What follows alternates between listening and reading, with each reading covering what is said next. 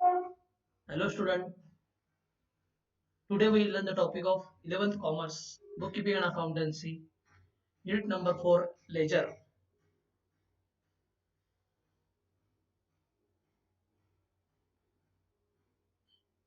We know, we know already know about transaction. Businessman record each and every transaction in the books of account. Transaction record first in journal.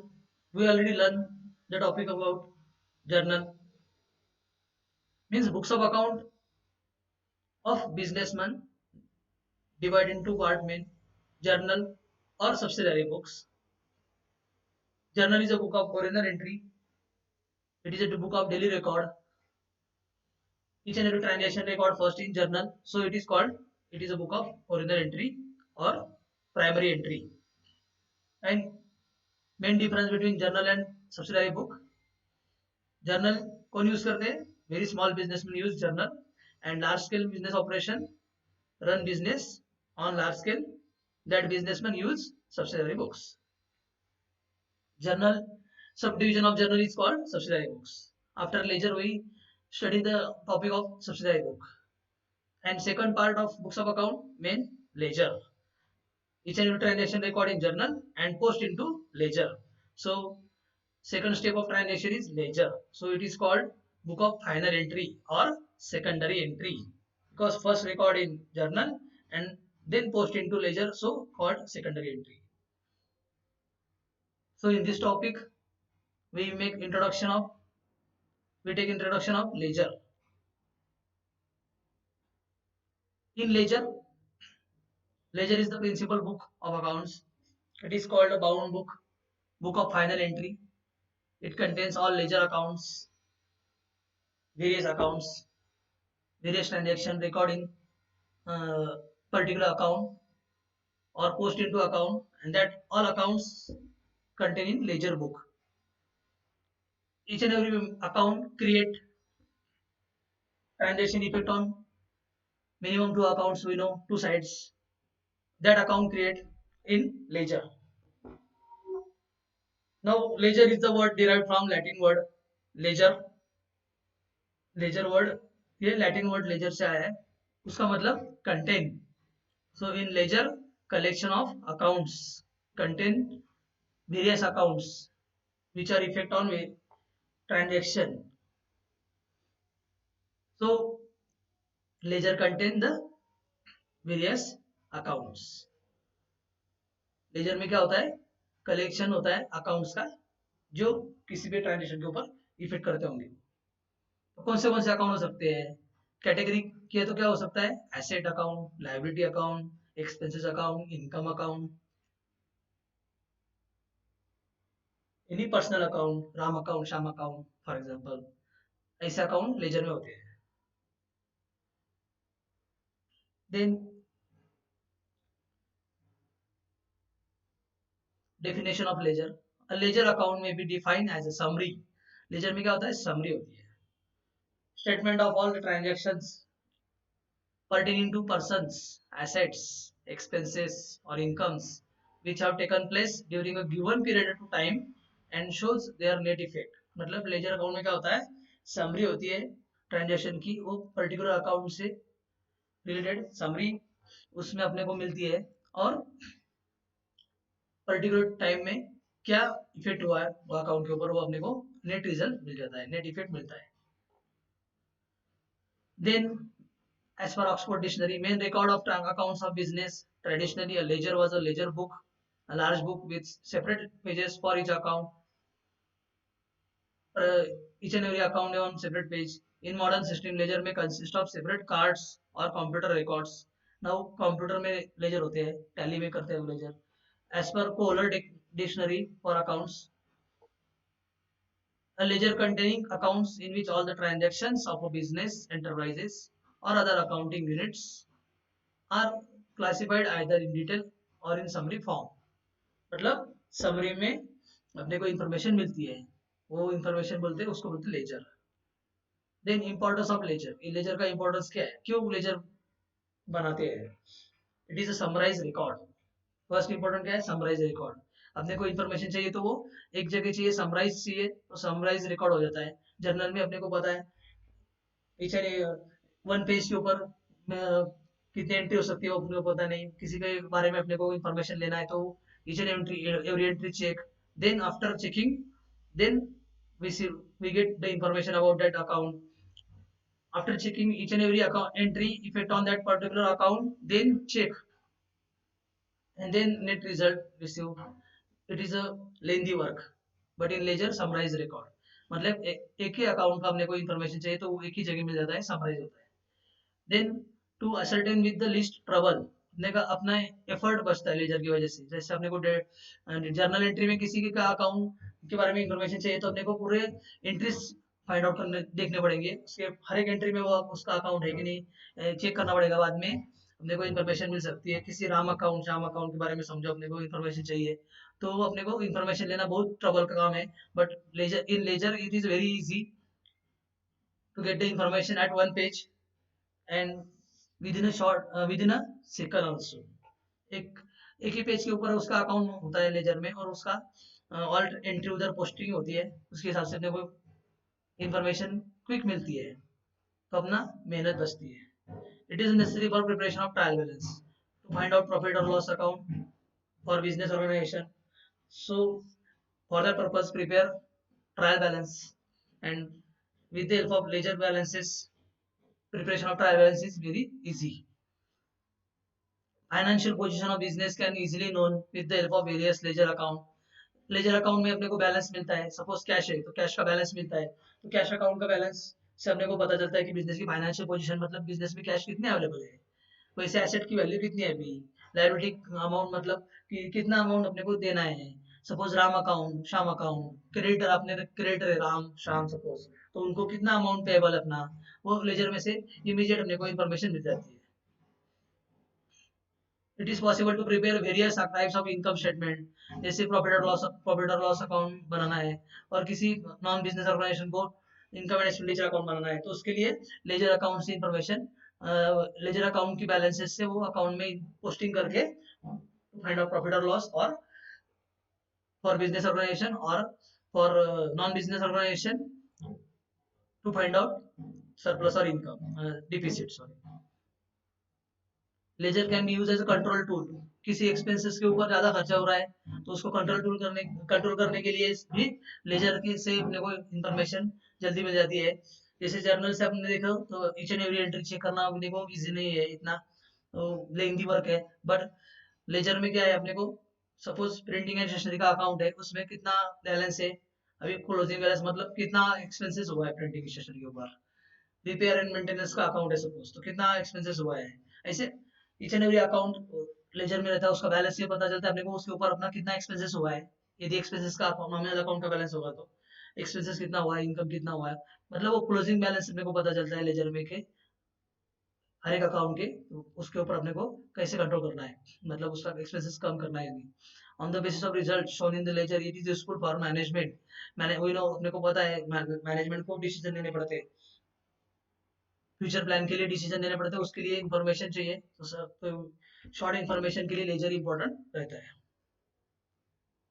तो contents of ledger, laser में क्या होता है, ledger is a bound book, each in this book each and every account contain and generally separate pages for separate account and in ledger folio we know page number of book and ledger folio means ledger में का page number और journal folio मतलब journal में का page number. तो account ledger में account होते हैं और अकाउंट को दो साइड्स रहते हैं, left hand side right hand side. Left hand side बोले तो debit side and right hand side बोले तो क्रेडिट साइड। एंड इंडेक्स होती है लेजर को, इंडेक्स में जैसे अपने बुक में इंडेक्स होती है वैसे इंडेक्स में अकाउंट का नाम और उसका नंबर पेज नंबर दिया होता है, उसके ऊपर अपन देखने के बाद अपने को उस पेज में नंबर में वो अकाउंट मिलता है और क्विक रेफरेंस के लिए अपने को इजी होता है हैंडलिंग के लिए। Then both sides of ledger have four columns, this columns are, ledger को अपने को अभी अभी अपने लेजर को दो साइड्स होती है, debit side credit side. Left hand side is debit side, right hand side is a credit side. on debit side also four column, on credit side also four column। on debit side date, in this जैसे अपने journal में लिखते थे वैसे year month and date of that transaction. Particular में debit side में mention करके to है, टू मेंशन करते हैं, और टू टू में पर्टिकुलर लिखते हैं, मतलब क्रेडिट का नाम लिखते हैं। और जर्नल फोलियो, और क्रेडिट साइड में उसके क्रॉस, मतलब क्रेडिट साइड में भी बाय रहेगा तो उसमें डेबिट का नाम लिखेंगे। Journal folio means page number in journal folio, journal folio means journal page number and ledger folio means ledger page number. तो अभी लेजर में क्या आएगा, जर्नल फोलियो आएगा। अपने को पता है भाई, देखो अपन एंट्री पास करते थे जर्नल में तो एलएफ लिखते थे, एलएफ कॉलम था। अभी लेजर में जेएफ कॉलम रहेगा, मतलब वो जर्नल में कौन से पेज के ऊपर वो एंट्री थी, उधर से अपने इधर पोस्टिंग किया है तो पेज नंबर का रेफरेंस कुछ गलतियां हुई तो वो देखने के लिए काम में आ सकता है। इसके हिसाब से journal folio page number use करते हैं लेजर में। और अमाउंट, जैसे डेट अमाउंट कॉलम था जर्नल में, वैसे ही लेजर में amount. Specimen of ledger, specimen of the ledger in T form. T form मतलब दो साइड डिवाइड करना, एक लेफ्ट हैंड साइड, एक right hand side. Debit left hand side is debit side, date particular LF, sorry JF amount rupees, date particulars JF amount rupees. तो debit में लिखते हैं to से स्टार्ट करते हैं, और क्रेडिट में लिखते हो बाय से स्टार्ट करते हैं। फर्स्ट बैलेंस होगा तो बैलेंस लिखते हैं, डेबिट में होगा तो टू बैलेंस ब्रॉट डाउन, यदि क्रेडिट में होगा तो by balance brought down, opening balance brought down और क्लोजिंग बैलेंस कैरिड डाउन। इस क्लोजिंग डे, अभी सपोज आज का क्लोजिंग डे है, आज का क्लोजिंग बैलेंस कल का क्या होगा, ओपनिंग बैलेंस होगा। वैसे इस दिस ईयर का क्लोजिंग बैलेंस नेक्स्ट ईयर का ओपनिंग बैलेंस, ऐसा। तो डेबिट में होगा opening balance to balance brought down, credit में होगा तो बाय बैलेंस ब्रॉट डाउन, ऐसे। Specimen of the statement form of an account, अभी ये टी फॉर्म अपन अपने अकाउंट में यूज करते हैं थ्योरेटिकली स्टडी करने के लिए। और बैंक में जो है बहुत से ऑर्गेनाइजेशन स्टेटमेंट फॉर्म यूज करते हैं, जैसे bank organisation statement form use करते हैं। आपने को आप देख सकते हैं अपने घर पे पासबुक होगा किसी बैंक का, तो date particulars JF, debit rupees, credit rupees, then balance, initial, remark वगैरह, ये पासबुक में देख सकते हैं आप स्टेटमेंट फॉर्म पे। अभी अपने को 11 के हिसाब से टी फॉर्म में ये अकाउंट स्टेटमेंट फॉर्म में नहीं है।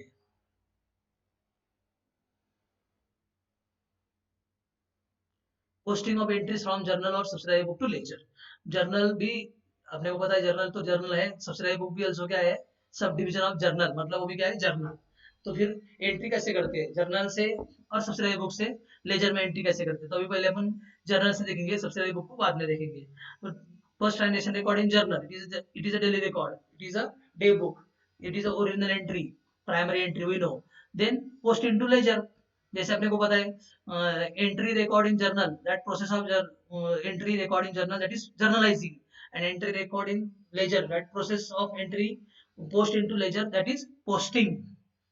Then process of following process use from the journal entries ledger posting is done, open the necessary ledger, entry में जो अकाउंट होंगे वो उधर लेजर में अपने को अकाउंट ओपन करने पड़ेंगे।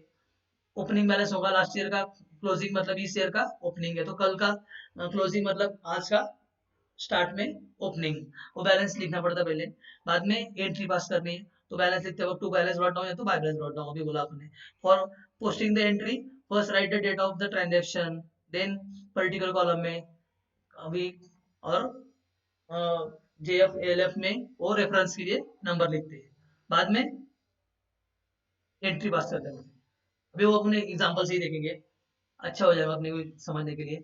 Showing the process of transaction in the books of ledger, balance of cash on 1 January 2018 rupees 15,000, balance दिया कैश का 15,000, वो कैश का बैलेंस पहले कैश अकाउंट में लिखना, कैश अकाउंट में balance 2018 January 2018 first to balance brought down 15,000, ये balance लिखा पहले देखो।